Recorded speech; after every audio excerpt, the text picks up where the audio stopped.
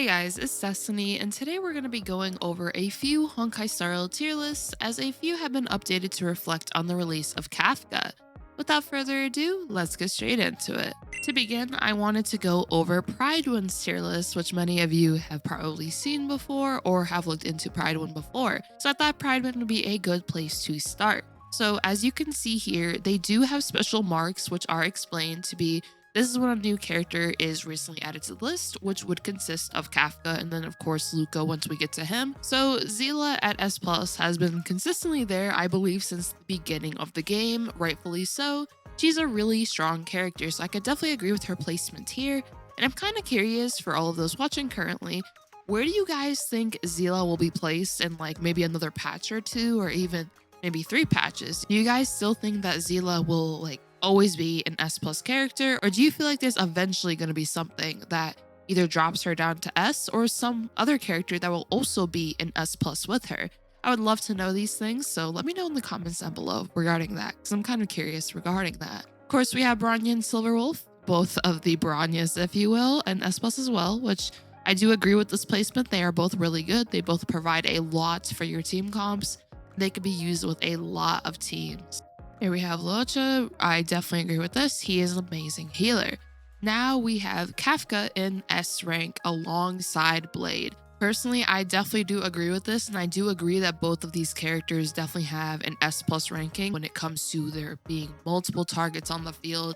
He does so much damage, and he has a very unique kit, as we know, since he sacrifices his health in order to do basically more damage, if you will. He also has his follow-up meter or his follow-up counter, where once he gets 5 stacks, he can also strike a follow-up attack. Overall, Blade has a lot of potential. I think Blade as a character will definitely continue to be S rank, if you will. Some may argue he can possibly be S plus rank though, due to the fact that Blade is not very skill point hungry. If anything, he's pretty skill point efficient, as you only have to use 1 skill point every few turns. So Blade definitely has the potential to be a very good character, either as a main DPS on your team or even a sub DPS. Now for Kafka, Kafka has been amazing since her release. I absolutely agree with the S ranking. She is really, really strong. Even I believe in the DPS rankings over here, Kafka, as you see, for a single target is 3rd, and then for 3 targets, Kafka is actually 1st. It's really incredible how good of a damage dealer she is. Of course, though, this is determined by what teammates you have on your team. I feel like when it comes to Kafka in particular, your team comp absolutely matters for how much damage output she will do, which there's nothing wrong with that, of course, as every character has an ideal partner and an ideal team comp. So in my opinion, I don't think there's anything wrong with that. I think, of course, with DOT comps or damage over time comps, she's really, really good. I love pairing her with characters like Sampo. Luka is also an incredible option. Silverwolf can be nice as a debuffer. And of course, Tingyun is also a nice option as well for someone like Kafka. So I definitely agree with the S ranking. I'm kind of curious about what you guys think. Do you guys think that Kafka should be an S rank? And do you also think that Kafka will eventually go up as time goes on and we get more damage over time characters? Or do you think Kafka will likely stay in S for a very good time? Personally, I think if we get another damage over time character that can basically work very well with her skill kits and improve her damage and possibly whatever that character is, then she could possibly be bumped up to here to S plus, depending on what it provides, of course. But that's for the future, and we're currently just looking at Kafka right now. I definitely agree with this. Now for our debuffers, we have Pela, and then for buffer, we have Tingyun. These two have stayed here for the last tier list I have looked at, which was also Prydwen, and I do agree that both of these characters are pretty good in this placement. Pela is incredible for debuffing enemies and also removing a buff from them. And also Tingyun is pretty good once again for buffing characters, especially lightning characters. I think she is great with Kafka and also Jingyuan. Bailu and Japard, perfectly fine for S rank. They are both incredible supports, and both of them are really good to have on majority, if not practically every team comp, depending on what you're going for. Here we have our A ranks. As we see, nothing has changed. I agreed with most of these A ranks. Of course, Clara, maybe unpopular opinion. I do feel like since the last tier list, she was a bit slept on. I still kind of feel that way because I personally use Clara, and maybe there is a bit of a bias here, but I think Clara is really, really powerful. especially with the right supports. Yukong, in my opinion, has been incredible for Clara. I love using Yukong and Clara together with speed tuning the team a bit. And of course, our handy dandy Locha here is also incredible for supporting a character like Clara. Now, I guess the argument would be, okay, does Clara beat out Blade in this case? Because in that case, if they were about equal, then she definitely deserves to be an S. But it ultimately comes down to, I guess, what you're fighting. Because of course, physical weak enemies, you would rather likely use Clara. But if the enemy's weak to wind, you'd likely use Blade instead. So it just ultimately comes down to what you're using. But if there was like an A+ tier, I would probably just put Clara up there. I'd just scoot her up. But that would just be me. As for Jing Yuan, I did talk about this for a good amount of time in my last tier list video, and I feel practically the same. I do feel like if we eventually get a relic set that can support his follow-up attacks and his skill kits a bit more, he can possibly go up in the rankings, something to help his damaging potential. I do think he is a good character. It's just I feel like possibly that relic set or another character to support follow-up attacks in general would be really good to just amplify his Lightning Lord further. For the rest of these, I do agree with them. I think A placement is not too shabby. Asta and Yukong, I can also agree with this. They could possibly, if there was that A+, once again, they could probably be up there, but that's just what I personally think. Both of these characters are incredible free-to-play options. I do feel like Asta is incredible for basically buffing up your attack and speed. Can be really good for that. Yukong is also really good for attack, crit rate, and crit damage. I personally love Yukong. March, Natasha, and Trailblazer, I can also agree with this. And now we have B rank, and here's where I will actually disagree with two of the placements. I feel like since the release of Kafka here, that Sampo and Luka can possibly be ramped up.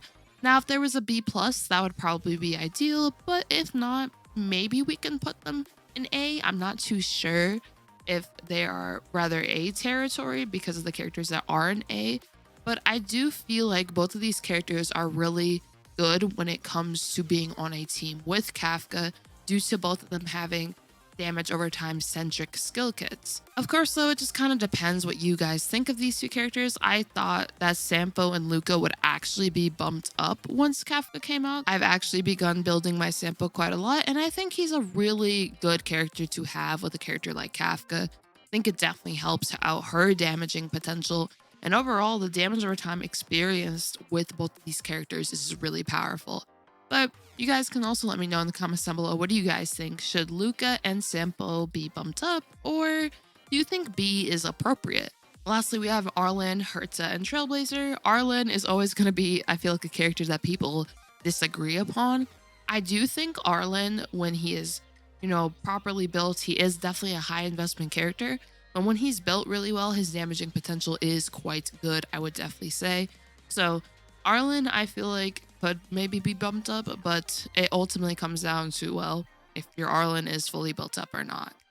Herta, I love her, but I kind of wish her damaging multipliers were higher, or if we got maybe a new light cone, a new relic set, just something to assist with Herta's damaging potential, maybe she can be bumped up in the future. Then of course Trailblazer, and I agree with this as well. So that'll kind of be it for the Prydwen tier list. I do agree with majority of the placements. I would probably bump up a few characters, but that's practically it. I think Kafka's pretty appropriate. Do you guys think that Kafka could be S+, or do you think that Zila is just the keeper of S+ until, well, whenever we get another character that can match up to what Azila can perform? What do you guys think regarding that? All right, we have another Honkai style tier list here, which is GenshinLab.com, and they have added Kafka as well. I think it's interesting that this tier list actually has a lot of characters in the SS range, which is Blade, Locha, Silverwolf, Japard, Bronya, Zila, Bailu, Welt, and Kafka. I do think there's a bit too many characters up here, but I do kind of agree with some of these placements, as it ultimately comes down to what these characters are doing, or rather what they are fighting. Welt is incredible for slowing down enemies, imprisoning them, and so on, so he has a special spot. We haven't gotten many imaginary characters so far. Of course, we got Yukong, but Yukong does not do what Welt does. So I think Welt can be in his own sort of bubble on what he does until we get another character that can do similar things. Kafka really good as well, and this tier list isn't too shabby. Luka is an A while Sampo is an B. I feel like both of these characters can be on equal playing fields. So if one of them is an A, I feel like Sampo should also be an A, but that's just my personal opinion regarding that.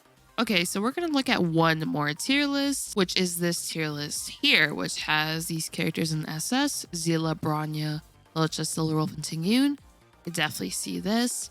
Then the S tier. The S tier is kind of interesting because now we actually have Yukong and Asta in S tier, while the other sites we have so far looked at have these characters more so in A. So I think it's pretty interesting that now these are in S.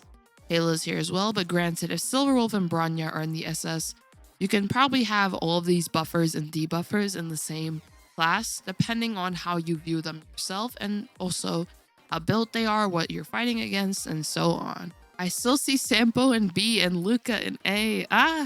Makes me kind of once again wonder why, because I feel like, I mean, it ultimately doesn't comes down to, of course, like how many copies you have of each, but I feel like Sampo deserves more love. I feel like he can be an A alongside Luka. But I do agree with a lot of these tier lists, relatively speaking, of where they place characters. And I'm pretty sure, if I'm not mistaken, majority of tier lists are based on Memory of Chaos, how well these characters perform in Memory of Chaos. Regardless though, I hope you guys did enjoy this tier list review video. If you did, consider subscribing to see more Starl content from me. I will be uploading more content this week. Of course, I'll be going over the 1.3 live stream. I'm very excited for that because it had a Fushuan chibi and I love Fushuan's design. I think she's adorable. So I'm really excited for that. And also, I'm just wondering, where would you guys, I guess, place some of these characters? I know I've asked a few questions already throughout the video, but I'm just curious, if you were to make your own tier list or you notice a pattern within these three tier lists, what would you change? And like always, I hope you guys have a nice one. Peace.